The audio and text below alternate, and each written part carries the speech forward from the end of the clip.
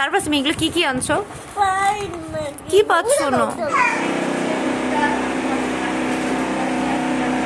সারফারাজের এটা দেখে এখন সারফারাজকে ডাকতেছে।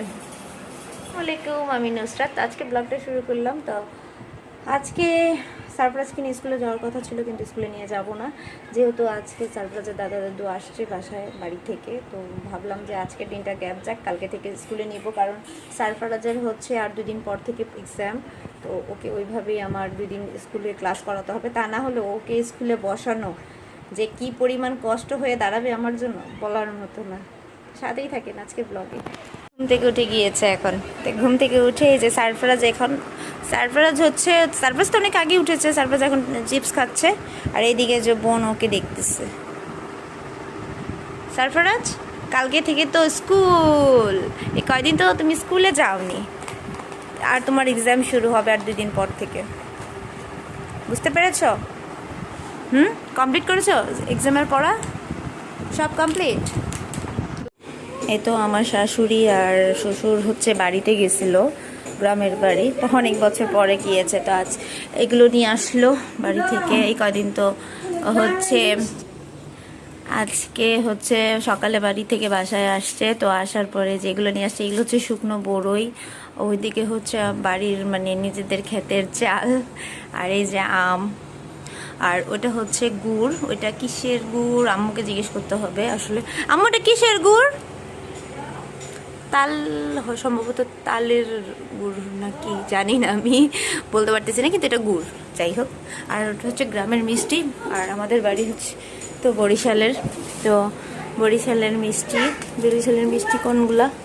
এই যে চিনির মিষ্টি, এটা তো ঐতিহ্যবাহী বরিশালের মিষ্টি, চিনির মিষ্টি। আর এইদিকে হচ্ছে ডিম নিয়ে আসছে বাড়ি থেকে, একদম দেশি মুরগির ডিম, কুমড়া, মরিচ। আর আমি যেহেতু যে মরিচ শুকিয়ে রাখি সবসময়, তো এর জন্য আম্মু আবার এগুলো নিয়ে আসছে। এগুলো আরও ডাল নিয়ে আসছে, এগুলো সব ছাদে দেওয়া আছে শুকানোর জন্য। এই মরিচগুলো ধুয়ে শুকাতে হবে, তো এইগুলোই নিয়ে আসছে। আসলে গ্রাম থেকে আনাটা খুব কষ্ট হয়ে যায়।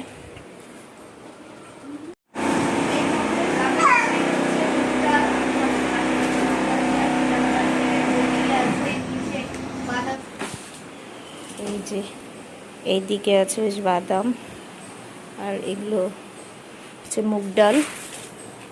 তো এখন এগুলো ছিলকা ভালো করে হয়নি, এগুলো ভালো করে রোদে শুকিয়ে তারপরে হালকা ভেজে নিতে হবে। আরবি ধরে না।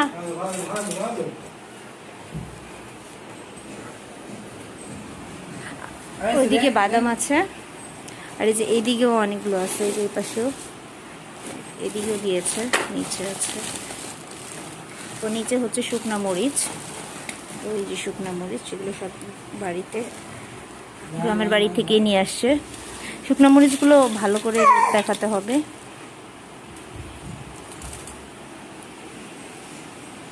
আরবি কি করতেছে তুমি? আরবি ধরে না মা, এগুলো আরবি ধরে না, ধরতে হয় না।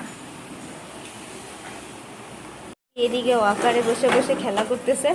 তো সারফারাজের এটা দেখে এখন সারফারাজকে ডাকতেছে, আর ও নিয়ে এরকম খেলা করতেছে। সারফারাজকে দেখে খেলা করার জন্য এখন ও নিবে।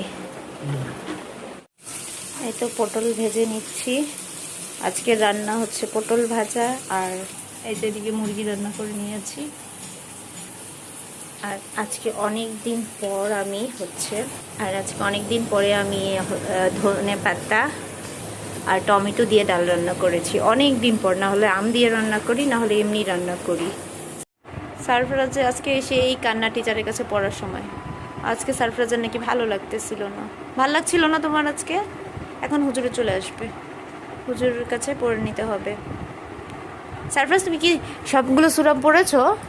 কি সূরা পারো? কি সূরা পারো বাবা, বলো তো দেখি। মিথ্যে কথা বলা ভালো না, জানো না হুজুর বলেছে না? তুমি কোন সূরা পারো বলো তো মাম্মিকে। আল্লাহ, কি বলে সারফারাজ? এটা সারফারাজ ছানা পারো? হ্যাঁ, তোমাদের সাথে আমি কথা বলবো না, রাগ করেছি। থাক, সারফারাজকে আমি কিছু এনে দিব না, ঠিক আছে? তুমি পচা ছেলে হয়ে যাচ্ছ। মাম্মি কথা মাম্মিকে বলবে না? বলবে না? একটু বলো, মাম্মিকে শোনাও না, একটু সুরা শোনাও। শোনাবে? শোনাবে না কেন? ভালো লাগে না। সারফারাজ হচ্ছে এখানে কি দিয়ে এটা দিয়ে ওর ওই গাড়িটার মধ্যে লাগাচ্ছে। ও কি বানাবে ও জানে, কিন্তু আরবি বারবার এসেই এটা ধরতেছে। তুমি ব্যথা পেয়েছো সারফারাজ? ব্যথা পেয়েছো? কি বানাচ্ছো এটা? কি বানাচ্ছো? বাইক কিভাবে বানাবে এটা? কিভাবে বানাবে? এটা হবে? বাবা তুমি এটা নষ্ট করতেছো কেন? এটা তো তোমার খেলার। কিছু খুঁজে পাচ্ছে না, চিরুনি এনেছে আর কি কি যে এনেছে ও। সারফারাজ তুমি এগুলো কি কি আনছো? কি পাচ্ছ না? কোনটা দিব? এটা নেবে। এখন হচ্ছে এই চামচ নেবে। চামচ দিয়ে কি করবে? আরেকজন যে কি করতেছে, সব কাপড় ফেলে দিচ্ছে, ব্যাগ ফেলে দিচ্ছে, সব ফেলে দিচ্ছে।